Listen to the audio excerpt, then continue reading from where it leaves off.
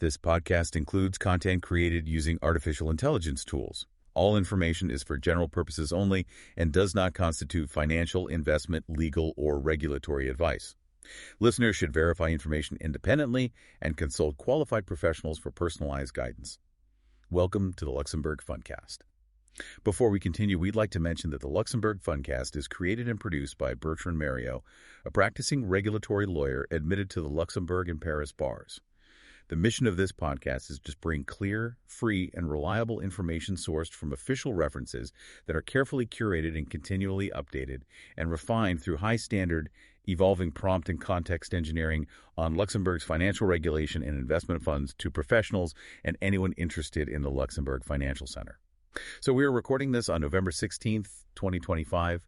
And this deep dive it's less about theory and much more about mandatory reality. Oh, absolutely. For senior professionals in the fund industry, this isn't a future problem. The application dates are here. Exactly. We're moving from, let's say, debating AI ethics to actually auditing AI procedures. It's a critical juncture. And what makes this exact week so compelling is this absolute convergence of three different streams. Three streams. Yes, three independent but highly connected regulatory streams. And they're all demanding immediate action from management companies, from administrators right now. Okay, let's break them down. What's the first stream? The first is domestic. It's the local context. We now have 2 years of hard data from the CSSF. Right, comparing AI use back in May 2023 to the picture we have now in May 2025. And it shows a dramatic acceleration. The second stream is the hard law itself, the EU AI Act. Which is now formally in force, and those compliance deadlines are approaching very, very fast. They are. And the final piece of the puzzle, the third stream, just landed this week, November 11th. That's the new guidance from the European Data Protection Supervisor, the EDPS. Exactly. Detailed guidance on AI risk management. It's the technical rulebook for data protection that, really complements the AI Act's broader framework. So our mission today is to cut through all that noise and give you a functional guide. We want to focus on the nitty-gritty, what this means for you, the senior professional who's responsible for CorpSec, for board reporting, for compliance, for that day-to-day operational supervision. Okay, let's start with the why. That CSSF data. It seems to reveal what we could call the Great Acceleration. It's a fantastic term for it because it explains exactly why these new laws were so necessary. It shows a truly profound shift. How profound? Well, it's a stunning, almost overnight change. If you go back to 2023, the CSSF found only 30% of entities were using AI, and they were cautious. Very cautious. Mostly background stuff, right? Right. The top use case was AML and fraud detection. That was only 18% of all reported uses. It was a background risk tool. A controlled environment. But that's not the picture in 2025. Not at all. That controlled environment it's completely dissolved. The regulator documents what it calls a Gen AI swarm. A swarm? I like that. Yeah. So adoption has jumped. It surged to 43% of entities. But that's not even the main story. The critical point is how the nature of the usage has completely flipped the risk profile. You mean generative AI? Yes. Gen AI now accounts for 61% of all reported use cases. The top use has shifted from that background AML flagging to foreground productivity tasks. Like what? Search and summarize information is now number one at 43%. And right behind it is text content generation at 27%. Wow. So we've gone from a tool quietly monitoring data in the background to tools that are actively drafting high-stakes documents. Precisely. We're talking about board pack narratives, maybe even minutes, things that interact directly with clients and form the corporate legal record. And that's where the control problem really emerges. Indeed. And the CSSF report identifies the core consequence of this. They call it the governance gap. The governance gap. As the complexity of the tools exploded, control it evaporated. In 2023, 81% of AI uses had good or very good auditability. And by 2025? It fell off a cliff, down to 56%. And what about explainability? The ability to understand why the AI made a certain decision? A similar sharp decline, from 70% down to 54%. And look, if you can't audit it and you can't explain it... You can't govern it. You can't govern it. And the CSSF is explicit. They link this directly to the increasing level of complexity of the AI solutions used. Firms just adopted black box Gen AI tools far faster than they could build the necessary governance rails around them. So this gap, This difference between the speed of adoption and the capability to control it is exactly what the EU AI Act is designed to close. It is the mandatory closure mechanism. Okay, so let's move from the why to the what. The AI Act. If you're a fund admin, an AIFM, a management company using an AI system, you are what the Act calls a deployer. And that status is critical. It triggers a whole host of non-delegable legal duties, especially when you're dealing with systems classified as high risk. Now, there was some good news here, right?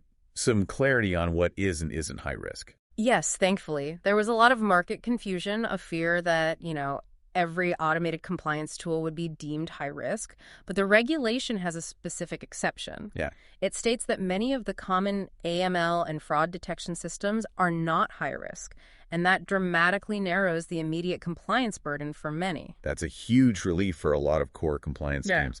But which specific fund operations do get hit directly with that high-risk label? We have to look at two specific areas in the Act's annex. First is biometric KYC. So advanced digital onboarding for investors. Exactly. If you're using remote biometric identification of natural persons, that system is high risk. Full stop. The second area, and this is highly relevant for the Luxembourg market, is private debt and credit. How so? Any AI system that's used to evaluate the creditworthiness of natural persons, well, that directly impacts anyone operating in the private debt sector. So that immediately puts many private debt AIFMs and their administrators squarely in the hot seat. They are now deployers of high-risk systems. They are, and their operational teams are suddenly inheriting these non-delegable duties from Article 26 of the Act. And this isn't just a simple checklist for the compliance department. This is a full operational overhaul. It really is the new supervisory job description. Let's look at how these 4 duties translate into mandatory daily tasks. Okay, duty number 1. The first duty is to use the instructions, Article 26.1. It mandates you use the high-risk system strictly according to its instructions for use. Which sounds obvious, but what's the real impact? The operational impact is that this document, the user manual, it's no longer just a technical guide. It's a core legal artifact.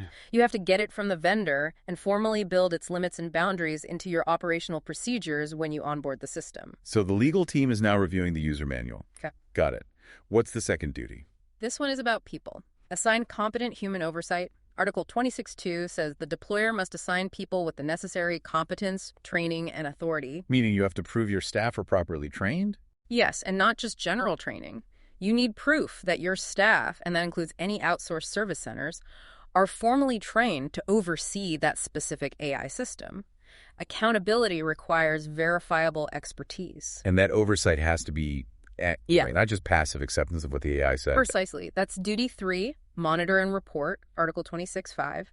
The manager has to actively monitor the system and, crucially, have the authority to suspend the use if they spot a risk. So you're codifying the supervisor's role as an active intervention function, the human in the loop. The designated human in the loop. And finally, duty 4 is simple but critical for the audit trail. Keep the logs. A new record-keeping requirement. A new, very concrete one. Article 26 says you have to keep the logs generated by these high-risk systems for at least 6 months, and those are subject to CSSF and depository audit. Now, beyond those ongoing duties, there's a big project hurdle, isn't there? A new procedural requirement under Article 27? Yes. The Fundamental Rights Impact Assessment, the FRIA. And this has to be done for any new high-risk system. That's right. It's mandatory for CSSF supervised entities that are, providing essential financial services. But the most fascinating part is the timing. Which is when? It must be completed prior to putting it into use. Prior to use. So the FRIA is now a formal mandatory gate in the project plan. It sits right alongside finalizing the prospectus or other key launch tasks. It absolutely does, and it has to be detailed. It must cover the affected groups of people, the specific risks of harm, and the concrete mitigation measures you're putting in place, like that human oversight plan from Article 26. It turns a conceptual discussion into an auditable, date-stamped, pre-launch deliverable. Okay, so now let's layer on that final piece, the EDPS guidance from just this week. It tackles the data protection risks under GDPR. It's the technical companion to the AI Act, and it creates, I would say, 4 immediate operational headaches that senior managers need to think about. Let's walk through them. Scenario 1. Scenario 1. The AI generated board pack in minutes. We know 61% of use cases are Gen AI, so teams are using AI to draft and summarize really sensitive corporate records. And if the model hallucinates, if it just invents facts, the integrity of your corporate legal record is compromised. That's the risk the EDPS flags. Risk 5.2.3, inaccurate personal data output. They warn the AI might invent facts or provide confident but false answers. So the manager's review of that board pack is now the primary legal control. It is the primary legal control against breaching the GDPR's principle of accuracy. Your review has to include a new layer of skepticism about any AI-sourced fact. Okay, scenario 2. Supervising outsourced AML KYC. The manager is signing off on a risk finding that was flagged by an outsourced team's AI tool. This hits the fairness principle. The guidance points to risk 5.1.1, bias from bad data quality, and 5.1.2, bias in the training data itself. Your firm is legally responsible for any discriminatory outcomes. So supervision has to go deeper than just checking the box. Much deeper. You now have to ask the critical question. Why did the AI flag this particular investor? That managerial skepticism is the human control that mitigates the risk of bias being embedded in the system. Scenario 3. The investor deletion request at the transfer agency. This sounds technically complex. Oh, it is. A technical nightmare.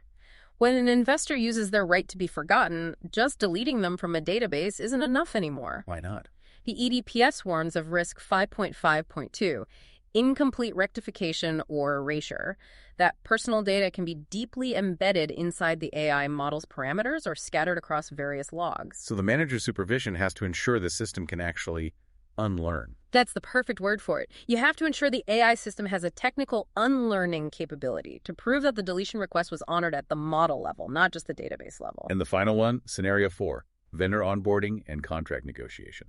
This brings everything together at the procurement table. The EDPS identifies risk 5.2.5, unclear information from the AI system provider. Which undermines the AI Act's duty to follow the instructions for use. Exactly, they are directly linked. So for the operational manager doing vendor due diligence, you must now demand specific, contractually warranted documentation from that vendor on accuracy, on known biases, on its limitations. Technical due diligence on the instructions for use is now a mandatory legal step in the contracting process. So we tie all of this together. The CSSF data, the AI Act, the new EDPS guidance. What does this mean for the strategic role of the senior manager today? The role has fundamentally shifted. I mean, it's a complete evolution. You've gone from supervising human preparers to supervising human AI interaction. A completely new skill set. It is the new, single most valuable, non-delegable skill set. You are now the mandatory human in the loop. You're responsible for proving teams can challenge a biased AI recommendation, that a FRIA is done before a system goes live, and that the legal integrity of your corporate records is protected from AI hallucinations. So this ability to stand in and actively close that governance gap the CSSF identified. Yeah. By implementing these precise, auditable daily controls that are now defined in law and guidance. That's it. That is what ensures accountability across the entire operational chain. This podcast is a collaborative and free resource that improves continually, so your comments or requests for new topics are highly welcome, especially on YouTube. We want to be a helpful strength for everyone working in the Luxembourg Financial Center at all levels. We're often asked how you can help us. Well, a great way to help is by subscribing to our shows on all major podcast platforms, including Spotify, as well as on Apple Podcasts, where a 5-star rating would really help us. You can also like our videos and subscribe to our YouTube channels, Rigor Media and Bertrand Mario Avocats. We also invite you to follow or connect with Bertrand Mario on LinkedIn and to like and comment on our posts there. All relevant links will be available in the show notes. For our French-speaking listeners, you can also find our sister podcast in French. It was the Luxembourg Fundcast for you today. This podcast includes content created using artificial intelligence tools. All information is for general purposes only and does not constitute financial, investment, legal, or regulatory advice. Listeners should verify information independently and consult qualified professionals for personalized guidance.